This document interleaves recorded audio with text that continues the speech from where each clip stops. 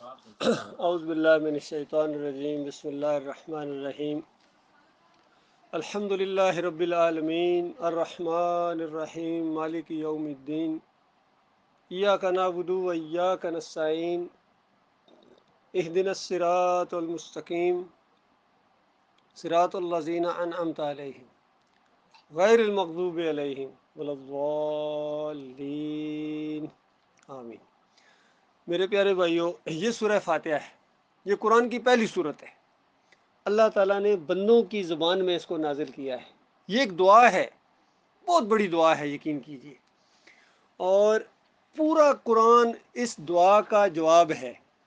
سورہ فاتحہ دیکھیں، سب سے زیادہ پڑھی جانے والی سورت ہے سورہ فاتحہ۔ پورا قرآن اس سورت کا، اس دعا کا جواب ہے، سورہ فاتحہ کا۔ اور دیکھا جائے تو مانگنا سب سے آسان کام ہوتا ہے، دیکھا جائے تو مانگنا، لیکن انسان ایسا ہے کہ اس کو گویا مانگنا بھی نہیں آتا ہے۔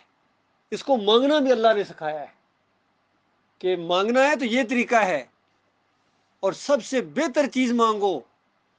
اور جب بادشاہ سے مانگ رہے ہو، اور بادشاہوں کے بادشاہ سے مانگ رہے ہو، یعنی دنیاوی لحاظ سے اگر کوئی بڑا کنگ ہو، بڑا بادشاہ ہو، اس کے پاس بندہ جائے، وہ کہے مانگ، اور آپ کہیں مجھے ٹافی دے دو، ہنس پڑیں گے لوگ بھی، کیا یار تم بادشاہ کے پاس آئے ہو، یہ ٹافی تو تمہیں کولڈ اسٹور والا بھی دے دیتا، اس سے جا کے مانگتے تو، تم بادشاہ کے پاس آئے ہو، کلفی دے دو، نہیں، کوئی بڑی چیز مانگو، بادشاہ ہے، دے سکتا ہے دنیاوی لحاظ سے۔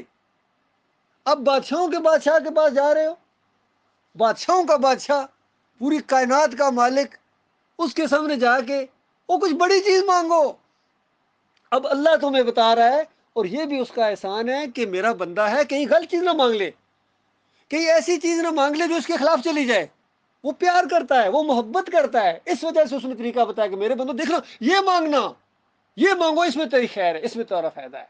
اور طریقہ یہ ہے کہ بادشاہوں کے بادشاہ کے سامنے آئے ہو تو پہلے اس بادشاہوں کے بادشاہ کی تعریف کرو، الحمدللہ رب العالمین، ساری کی ساری تعریف جو ہے نا وہ رب العالمین کی ہے، اور وہ الرحمن الرحیم ہے، بہت زیادہ مہربان ہے، بار بار رحم کرنے والا ہے۔ اس کا جو رحم ہے نا، ٹھاٹھے مارتا ہوا سمندر ہے، جس طرح ایک سمندر کی لہر آتی ہے، پیچھے ایک اور آ جاتی ہے، پھر اس کے پیچھے ایک اور آ جاتی ہے، اسی طرح اللہ کی جو رحمت ہے، شفقت ہے، وہ اس طرح اپنے بندوں کے اوپر آتی ہے، اور وہ ہمیشہ قائم رہتی ہے۔ ابھی آگے 2-3 مہینے بعد رمضان آ رہا ہے، اس رمضان کے اندر گویا اللہ کی اس رحمت کے اندر طوفان آ جاتا ہے، طغیانی آ جاتی ہے۔ اب بدبخت ہے جو اس رحمت کو نہ حاصل کر سکے۔ اسی وجہ سے نبی علیہ السلام کی ایک حدیث ہے کہ انتہائی بدبخت ہے وہ آدمی کہ جس نے زندگی میں رمضان بھی پایا اور پھر بھی جنت نہیں ملی اس کو۔ اور رمضان کے روزے رکھنے سے نبی علیہ السلام نے فرمایا پچھلے سارے گناہ اللہ تعالیٰ معاف کر دیتا ہے۔ کتنا بڑا مہربان ہے بتائیے۔ تو ایک شرط کے ساتھ ہے یہ سارا، ایمان و احتساب، کہ یہ روزے رکھے ایمان کے ساتھ، اور پھر اپنے اوپر ذرا نگاہ رکھتے ہوئے احتساب کرے۔ اس طریقے سے اللہ تعالیٰ نے بتایا کہ وہ بہت تمہارا مالک ہے، تمہاری ماں سے زیادہ تم سے محبت کرتا ہے، کیوں اس سے دور ہو؟ اور جب بھی پکارو اپنے مالک اور خالق کو پکارو، اپنے رب کو پکارو۔ نبی علیہ السلام کی حدیث ہے، جب بھی سوال کرو اللہ سے کرو، جب بھی مانگو اللہ سے مانگو، جوتے کا تسمہ ٹوٹ جائے، ہانڈی کا نمک ختم آ جائے، اپنے مالک اور خالق سے مانگو، اس کے علاوہ کسی اور سے مانگنا یہ آپ کی توہین ہے۔ اللہ تعالیٰ نے منع کر دیا ہے کہ دیکھ لو، میرے علاوہ کسی اور کو معبود نہ بنانا، کسی اور کے سامنے جھکنا نہیں ہے، کسی اور کی پکارے نہیں ہیں، کسی اور کے رکوع اور سجدے نہیں ہیں۔ تو اس کے سامنے کھڑے ہو، اس کی تعریفیں کر رہے ہو، اور اس کے بعد اللہ تعالیٰ سے ایک عہد و پیمان کرتے ہو۔ آپ اس کو بتاتے ہو اللہ کو، ایاک نعبد، کا مطلب ہوتا ہے، جسے ہم اپنی زبان تیری ایاک، تجھے، تیری ہم عبادت کرتے ہیں۔ اور عربی کے اندر، عربی جاننے والوں سے پوچھ لو، اس میں دونوں چیزیں پائی جاتی ہیں، یعنی تیری عبادت کرتے ہیں، کرتے رہیں گے، یعنی کبھی کرتے ہیں بعد میں کسی اور کی کریں گے نا، اسی کے اندر ہے ایاک نعبد، تیری عبادت کرتے ہیں، کرتے رہیں گے، وایاک نستعین، اور تجھ ہی سے مدد مانگتے ہیں، مانگتے رہیں گے۔ یعنی انسان سوچتا ہے کہ میں آخری سانس تک یہ کروں گا، یہ کنٹریکٹ سائن ہو گیا آپ کا۔ اللہ تعالیٰ کہتا ہے یہ میرے اور میرے بندے کے درمیان ایگریمنٹ ہو گیا، اب میرا بندہ جو مانگے گا میں اس کو دوں گا۔ تو اس کے بعد اللہ ہی نے سکھایا کہ میرے بندوں کو غلط چیز نہ مانگ لینا، بہت بڑی بادشاہ کے سامنے تم ہو، تمہاری آخرت کا مسئلہ ہے، لہذا سب سے ضروری چیز جو تمہیں مانگنے والی ہے وہ مانگو اہدنا الصراط المستقیم، یا اللہ مجھے سیدھا راستہ دکھا دے۔ بتاؤ میرے بھائیو، اگر کوئی دنیا کا لاکھ سال بھی بادشاہ بنا ہے لیکن سیدھے راستے پر نہیں ہے، جنت کے راستے پر نہیں ہے، جہنم کے راستے پر ہے، تو 1000 کروڑ سال بادشاہی کرنے کے بعد اگر جہنم میں چلا گیا تو فائدہ کیا بتائیے؟ اور اسی لیے اللہ تعالیٰ نے کہا کہ میرے بندے مجھ سے مانگو صراط مستقیم، سیدھا راستہ دکھا دے، جنت کا راستہ دکھا دے۔ اور پھر اور آپ بتاتے ہیں صراط الذین انعمت علیہم، ان لوگوں کا راستہ جن پر تو نے انعام کیا، انعام یافتہ لوگ ہیں۔ اور پھر اور تشریح کرتے ہیں اور بات کرتے ہیں، یا اللہ ان لوگوں کے راستے پر نہ چلانا، غیر المغضوب علیہم، ایسے کوئی راستے پر نہ چلانا جن کے اوپر تیرا غضب ٹوٹا، تو غصہ ہوا ان کے اوپر۔ ظاہری بات، اللہ کیوں غصہ ہوتا ہے، ناراض ہوتا ہے، کسی وجہ سے ہوتا ہے نا، تو وہ آگے تفصیل پھر قرآن میں آئے گی۔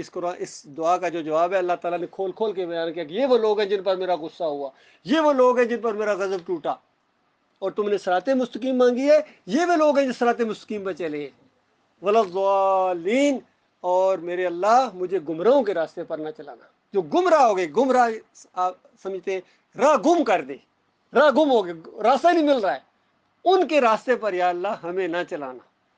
یہ آپ دعا مانگ رہے ہیں آپ اللہ سے، تو کبھی سوچا آپ نے کہ یہ دعا ہے اور پورا قرآن اس کا جواب ہے؟ آپ نے اللہ سے کہا نا کہ اللہ مجھے سیدھے راستے پر چلا۔ اب اللہ تعالیٰ نے نوح علیہ السلام کا واقعہ بیان کیا اس قرآن کے اندر، ابراہیم علیہ السلام کا واقعہ بیان کیا، سلیمان علیہ السلام کا واقعہ بیان کیا، اس کے بعد داؤد علیہ السلام کے واقعات بیان کیے ہیں، اور کتنے نیک لوگوں کے، موسیٰ علیہ السلام کے، عیسیٰ علیہ السلام کے، خود اس قرآن کے اندر نبی علیہ السلام کی زندگی کے واقعات بھی موجود ہیں۔ تو ان لوگوں کے راستے پر چلنا ہے، ان لوگوں کے طریقے پر چلنا ہے، ان لوگوں کو اللہ کا شریک نہیں بنانا ہے، یہ اللہ کے رشتہ دار نہیں ہے، کوئی شریک نہیں ہے کہ آپ ان کی پوجا کرنا شروع کر دیں، کیونکہ یہ لوگ پوری زندگی یہی دعا پڑھتے رہے، یہی دعا۔ نبی علیہ السلام جب بھی نماز پڑھاتے تھے کیا یہ دعا پڑھتے تھے یا نہیں پڑھتے تھے؟ کس کو کہتے تھے یا اللہ میں تیری عبادت کرتا ہوں، یا اللہ تو اس سے مدد مانگتا ہوں، یا اللہ مجھے سیدھے راستے پر چلا؟ پیچھے سارے صحابہ کرام ہیں، ابو بکر صدیق ہیں، عمر بن خطاب ہیں، عثمان رضی اللہ تعالیٰ نے، علی رضی اللہ تعالیٰ نے، اور جتنے صحابہ ہیں، خالد بن ولید ہیں، ابو عبیدہ بن جراح ہیں، پیچھے ابو ہریرہ رضی اللہ تعالیٰ، بلال رضی اللہ تعالیٰ نے، سارے کیا پڑھتے تھے؟ یہی پڑھتے تھے، یا اللہ ہم تیری عبادت کرتے ہیں، یا اللہ تجھ سے مدد مانگتے ہیں۔ اسی وجہ سے میرے بھائیوں وہ کامیاب تھے۔ تو جو اس پر قائم رہ گیا، قرآن جو پڑھے گا سمجھ کے، وہ اس سے نہیں ہٹ سکتا ہے، جب اس کو پتہ چل جائے گا ابراہیم علیہ السلام کیسے تھے۔ تبھی تو مشرکین مکہ ابراہیم علیہ السلام کی اولاد تھے، اصلی اولاد تھے، مکہ کے جو لوگ تھے وہ ابراہیم علیہ السلام کی، اسماعیل علیہ السلام کی اصلی اولاد تھے، لیکن اس راستے سے ہٹ گئے تھے، اس طریقے سے ہٹ گئے تھے۔ ابراہیم علیہ السلام کی مورتی انہوں نے بنا لی، اسماعیل علیہ السلام کی مورتی بنا لی، ان کے سامنے نظر و نیاز پیش کرتے تھے، پکارتے تھے، رکوع کرتے تھے، سجدے کرتے تھے، اور کہتے تھے ہماری ان کے آگے، ان کی اللہ کے آگے۔ یہ ان کا عقیدہ تھا۔ اور نبی صلی اللہ علیہ وسلم اور صحابہ کرام کہتے تھے نہیں نہیں نہیں، یہ غلط تم کہتے ہو، تمہاری اس کے آگے اس مورتی، پتھر اپنے ہاتھوں سے بنایا ہے تم نے، اپنے ایک پتھر تھا کسی جگہ پہاڑ کے اندر تھا، اس کو نکال کے لایا ہو، پھر اس کو ایسے تراشا ہے، ابھی ناک بن رہی ہے، ابھی کان بن رہا ہے، ابھی اس کا بازو بن رہا ہے۔ اور جب بنا رہے تھے تو اس وقت کیسا تھا، اور اب جب اچھی طرح اس کو بنا سنوار لیا ہے تو ذرا سامنے رکھ دیا تو اب یہ معبود بن گیا۔ سوچو، ہر دور کے اسی طریقے سے ہوتے ہیں۔ میرے پیارے بھائیوں، آج ہمارے مسلمانوں نے بھی وہی کام شروع کر دیا ہے، اسی وجہ سے ان کے اوپر ہر جگہ مار پڑ رہی ہے۔ وہی کام کرتے ہیں جس سے اللہ کے نبی صلی اللہ علیہ وسلم نے منع کیا تھا کہ دیکھنا یہ نہ کرنا، اس کی وجہ سے پچھلی قوموں کے اوپر لعنت آئی ہے۔ دیکھنا قبروں کو پکا مت کرنا، ان کے اوپر مزار اور گنبد مت بنانا، ان کے سامنے رکوع اور سجدے مت کرنا۔ یہ عبرت کی جگہ ہے، قبرستان جاؤ، موت یاد آئے گی، آخرت یاد آئے گی، میں نے بھی یہاں ہی آنا ہے، مرنا بس ختم۔ وہ دنیا سے ذرا بے رغبتی پیدا ہوتی ہے، دنیا کی جو لالچ چھائی ہوتی ہے نا دوسروں کو دیکھ دیکھ کے، وہ ذرا اترتی ہے کہ آخر مرنا۔ بتاؤ اللہ کے بندو میرے بھائیو، جتنا بھی کوئی سونے کے گھر بنا لے دنیا میں، 50 سال وزیر اعظم رہنے کے بعد ہمارے یہاں کے بحرین کے وزیر اعظم آخر پھر مرے، مرنا سب جو ابھی قائم ہے وہ بھی مریں گے۔ بڑے سے بڑا کوئی وہ مسلم پتہ نہیں یوسف ہے کون، لولو اس کے 110 کے 120 لولو سینٹر، اس نے بھی مرنا ہے، سب نے مرنا ہے۔ ہر بندہ کوشش کرتا ہے میں ابھی مزدور ہوں، ابھی میسن بن جاؤں، میسن کے بعد ٹھیکیدار بن جاؤں، ٹھیکیدار کے بعد آنر بن جاؤں، آگے بڑھنے کا ہوتا ہے نا، تو آخر پھر کیا؟ پھر مرنا۔ سب نے مرنا ہے. تو مرنے کے بعد اصل زندگی شروع ہونے والی ہے. مرنے کے ساتھ ہی بندے کو پتہ چل جاتا ہے میں کتنے پانی میں تھا. اور قیامت والے دن جو میزان قائم ہوگی اس وقت پتہ چلے گا کون سمجھدار تھا اور کون بیوقوف تھا، کون عقل مند تھا اور کون نادان تھا، کون خوش قسمت تھا اور کس کے بختی آ گئے. اس دن پتہ چلے گا. وہ پیمانہ جب آج پیمانے جھوٹے پیمانے، دنیا کے پیمانے، وہ فلاں جی بڑا بیوقوف ہے جی، فلاں جی بڑا سمجھدار ہے جی، یہ سب جھوٹے پیمانے ہیں. اللہ جس کو سمجھدار کہتا ہے ان کو جو غور و فکر کرتے ہیں یہ زمین کس طرح بنی ہے، ہوائیں کیسے چل رہی ہیں، ستاروں کو کبھی دیکھو، سورج کو دیکھو، چاند کو دیکھو، سمندروں کو دیکھو، یہ سب کچھ، پرندوں کو دیکھو کس طرح، اپنے جسم کو دیکھو، ہاتھ کو دیکھو، اپنی خوراک کو دیکھو، اپنے بال ناخن کو دیکھو، ایک ایک چیز آپ کو بتائے. اونٹ دیکھو، ذرا سا تصور کرو اگر یہ اونٹ یہاں سے نکال دیے جائے انسان کی ساری شخصیت ہی ختم ہو جائے. صرف اونٹ یہاں سے ادھر کر دیے جائیں، شخصیت ختم آپ کی. دان نظر آ رہے، عجیب سا بندہ لگ رہا ہوگا. یہ آنکھ اگر ایک ختم ہو جائے بندے کی شخصیت ڈاؤن ہو جاتی. اللہ کے بندوں کتنی قیمتی چیزیں اللہ تعالیٰ نے ملی، اس کا شکریہ ادا کرنا ہے، اس کی پوجنا ہے، اس کو پکارنا ہے. وہ ہمارا مالک ہے. جو کچھ یہ شرک والے کر رہے ہیں نا، اپنے کوئی مورتیوں کے ساتھ کر رہا ہے، کوئی قبروں کے ساتھ کر رہا ہے، کوئی پیروں کے ساتھ کر رہا ہے، یہ سب کچھ اللہ کے ساتھ کرنا ہے. ان کو پیچھے ہٹانا ہے، اللہ کا بندہ بننا ہے. اللہ کے علاوہ کسی اور کے سامنے نہ رکوع ہے، نہ سجدہ ہے، نہ پکارے ہیں. جو یہ کر رہے ہیں اپنے انجام کو پہنچیں گے. ان کی نمازیں برباد، ان کے روزے برباد، ان کے حج برباد، سارے اعمال ان کے منہ کے اوپر مارے جائیں گے. بے ایمانو تم میرے بندے ہی نہیں بنے ہو، تم میرے بندوں کے بندے بن گئے تھے. کہیں مالک فرماتا ہے افحسب الذین کفروا ان یتخذوا عبادی من دونی اولیاء، کہ ان کافروں نے یہ گمان کیا ہے. اللہ پہلے ان کو کافر کہہ رہا ہے، قصور بعد میں بتا رہا ہے کہ ان کافروں نے یہ گمان کیا ہے کہ مجھے چھوڑ کر میرے بندوں کو اپنا حاجت روا، مشکل کشا اور بگڑیاں بنانے والا، کھوٹی کھری کرنے والا، یہ ساری اس میں آ جاتی ہیں. ساری لا الہ الا اللہ کے اندر آتی ہے. اللہ کے علاوہ کوئی الہ نہیں، اللہ کے علاوہ کوئی داتا نہیں، کوئی دستگیر نہیں، کوئی مشکل کشا نہیں، کوئی حاجت روا نہیں. یہ سب جھوٹ ہے. شیطان نے بنایا ان کو، شیطان تھپکی دیتا ہے، یہ چل پڑے اس کے اوپر، اور اللہ ناراض ہوتا ہے اس سے. یہ نہ سمجھو کہ بڑی جناب لمبی کار اس کو ملی، ایک بنگلہ بڑا اچھا ہے، انجام بہت برا ہے. 50 سال بنگلے کے اندر رہنے کے بعد اگر ہمیشہ کی آگ کے اندر اس کو رکھا جائے کہ بتاؤ یہ کوئی خوش کیا معاملہ ہے. اور دوسری تو ایک مزدور ہے، اگر اللہ کو مانتا ہے تو اللہ کی ایسی ایسی بڑی جنتیں زمین اور آسمان جتنی یقین کرے اللہ نے تیار کر کے رکھی، پہلے سے ابھی بنی ہوئی ہیں. یہ نہیں کہ اللہ بنائے گا، یہ نہیں ہے، بنی ہوئی ہے، تیار ہیں، آپ کا انتظار کر رہی ہیں. آپ کا انتظار، ادھر موت ادھر آپ اپنی جنتوں میں پہنچ جائیں گے، شرط کے ساتھ کہ تم اللہ کے ساتھ پورا ایمان رکھتے تھے، کوئی گلے شکوے نہیں تھے. ہر حالت میں مشکل پریشانی تنگی آئی صبر کرو، خوشی آئی شکر کرو. سادہ سی بات ہے، اس میں کوئی اور راکٹ سائنس نہیں ہے. دو ہی چیزیں، یا تو انسان خوش ہوتا ہے یا پریشان ہوتا ہے. خوشی ہے الحمدللہ، الحمدللہ مالک کا احسان ہے، اس نے دیا ہے.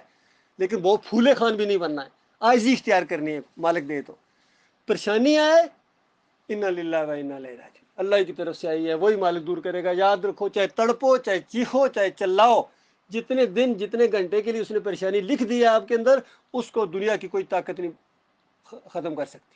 ہاں یہ ہے کہ آپ چیخو چلا کر کے، گلے شکوے کر کے گناہ ضرور اکٹھے کر لیں گے، اور اس بہت بڑے اجر سے آپ محروم رہ جائیں گے جو اللہ نے صبر کرنے والوں کے لیے رکھا. اور صبر شروع میں ہوتا ہے، یاد رکھیے. یہ نہیں کہ سب کچھ کر لیا، ہاں جی اب میں صبر کروں گا جو اللہ کی مرضی، وہ پہلے کرنا تھا. یہ جیسی خبر ملی تھی نا اس وقت کرنا تھا، اس وقت صبر. یہ صبر ہے، بعد میں کوئی نہیں ہوتا صبر، وہ آ ہی جاتا، اس کا کوئی نہیں، بلکہ گناہ ہے کہ پہلے سب کچھ اللہ کو ناراض کر دیا، اب جب کچھ بھی نہیں ہوتا ہے. جس طرح عام طور پر یہ کوئی بیمار ہوتا ہے یا اولاد کسی کو نہیں ہوتی، عام طور پر کہ جس دربار پر اس کو بھیجو چلے جاتے ہیں. فلاں جگہ بیری کا درخت ہے جی، وہ اس کو پتا گرے گا تو بیٹا ہوگا، بیر گرا تو بیٹی ہوگی. یا کوئی الٹی بات کہتے ہیں بیر گرا تو بیٹا ہوگا. بھائی بیری کا درخت کیا کریلے گریں گے یا اوپر سے تربوز گریں گے؟ بیری کا درخت ہے، یا پتا گرے گا یا بیر گرے گا یا چڑیا کی بیٹھ گرے گی، اور کیا گرے گا تمہارے اوپر. لیکن یہ مسلمان کے عقیدے دیکھو، مسلمان ہے، لا الہ الا اللہ محمد رسول اللہ، میں نبی علیہ السلام کا امتی ہوں، اور کیا ہے چادر پھیلا کے مان جا رہا ہے. کوئی جنتی دروازہ یہاں بنا کے اندر سے گزر رہا ہے، کوئی سجدے کر رہا ہے. بتاؤ کون سا ایمان ہے یہ تو اسلام نہیں ہے. کوئی ڈھول بجا رہا ہے، کوئی چمٹے بجا رہا ہے، کوئی دمالے ڈال رہا ہے، عرس ہو رہے ہیں، میلے ہو رہے ہیں. بتاؤ یہ کس دین کے اندر سے یہاں لے کے آ گئے ہو؟ یہ اسلام کے اندر نہیں ہے، یاد رکھیے. یہ بالکل بے دینی ہے، یہ غیر اسلامی چیزیں، چاہے بندہ گلے پھاڑ پھاڑ کے کہے کہ میں مسلمان ہوں، میرا باپ بھی مسلمان تھا، اللہ کے نزدیک نہ یہ مسلمان ہے نہ اس کا باپ مسلمان تھا. اور وہاں جانے کے بعد میرے پیارے بھائیوں وہ درگت بننے والی ہے جو اس کے تصور سے بھی روح کام جاتی ہے کہ یہ انسان وہاں کیسے برداشت کرے گا. خون اور پیپ کی وادیوں کے اندر اس کو گھسیٹا جائے گا. یہ پنکھے اور یہ ایئر کنڈیشن نہیں ہوں گے وہاں ایسوں کے لیے. گلے میں توق پڑا ہوا ہوگا، تھور کھانے کو دیا جائے گا، ہر لمحے عذاب کے اندر اضافہ کیا جائے گا. یہ ہونے والا، چاہے کوئی بادشاہ سلامت ہے، کوئی جرنیل صاحب ہیں، کوئی صدر صاحب ہیں، جج صاحب ہیں، چودھری صاحب ہیں، خان صاحب ہیں، وہاں کسی کی کوئی نہیں چلے گی. وہاں ویلیو بنے گی ایمان کے اوپر. ایمان اگر خالص ہے، چاہے سندھی ہے، بلوچی ہے، پنجابی ہے، بحرینی ہے، سعودی ہے، جو بھی ہے، امریکی ہے، وہ وہاں عزت پائے گا. چاہے کالا ہے، کلوٹا ہے، چاہے گورا ہے، وہ اللہ کے یہاں بڑا مقام پائے گا اگر وہ آج اللہ کو ماننے والا ہے. فرقوں کے ساتھ ہمارا کوئی تعلق نہیں ہونا چاہیے. فرقے بعد کی پیداوار ہے. ان مولویوں اور پیروں نے اپنے پیٹ کی خاطر دنیا کو گمراہ کیا ہے. ان کا پیٹ دین کے ساتھ لٹکا ہوا ہے، دین سے کماتے ہیں. اللہ کہہ رہا اپنے کمائے ہوئے مال دین پر لگاؤ. غور کرو، اللہ کہہ رہا جو تم نے کمائے ہیں نا، جو مال میں نے دیا، اس میں سے اپنے اوپر بھی خرچ کرو، بیوی بچوں پر کرو، دوستوں پر کرو، اور اللہ کے راستے میں جہاد کرو، خرچ کرو جو میں نے تمہیں دیا ہے. یہ اپنا ان کا ہے ہی کوئی، یہ تو دین سے کما رہے ہیں. دین کمائی کا ذریعہ، اللہ کا نام لے کے کھائیں، رسول کا نام لے کے کھائیں، اور پھر دنیا کو گمراہ کریں، شرک کروائیں، شرک کرائیں. یہ میرے بھائیوں یہ بات ہے. جب بھی بات ہوتی ہے یہی بات ہوتی ہے. اور یقین کریں جس محفل میں یہ بات ہوتی ہے نا، اللہ کی توحید، مالک بہت ہی توجہ کے ساتھ اس کے اوپر رحمت کرتا ہے. بہت زیادہ وہ خوش قسمت محفل ہے. نبی علیہ السلام نے فرمایا تم دل کے اندر جب اللہ کو یاد کرتے ہو نا، اللہ بھی دل کے اندر بندے کو یاد کرتا ہے. اور جب بندہ کسی محفل میں یاد کرتا ہے اپنے مالک کو، بندوں کے اندر اس کا ذکر کرتا ہے، اس کی توحید کو بلند کرتا ہے، شرک کا رد کرتا ہے، تو مالک پھر زبردست محفل کے اندر فرشتوں کو بتاتا ہے یہ دیکھو دیکھو تم کہہ رہے تھے، یہ دیکھو یہ میرے بندے میرا ذکر کر رہے ہیں بغیر مجھے دیکھے.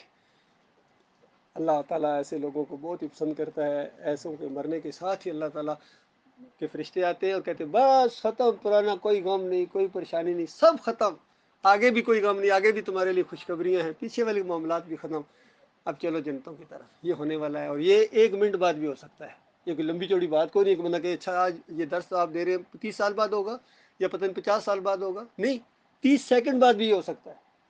یہی کچھ ہو سکتا ہے. اور اگر اللہ تعالیٰ 10-20 سال اور زندگی دے دے تب کیا ہے؟ اسی پر قائم رہنا ہے. جو اس پر قائم رہ گیا اس کے لیے خوشخبریاں ہیں، اور جو اس پر نہ قائم رہ سکا وہ اپنے آپ کو لعن کرے. اقول قولی ھذا استغفر اللہ لی ولکم ولسائر المسلمین.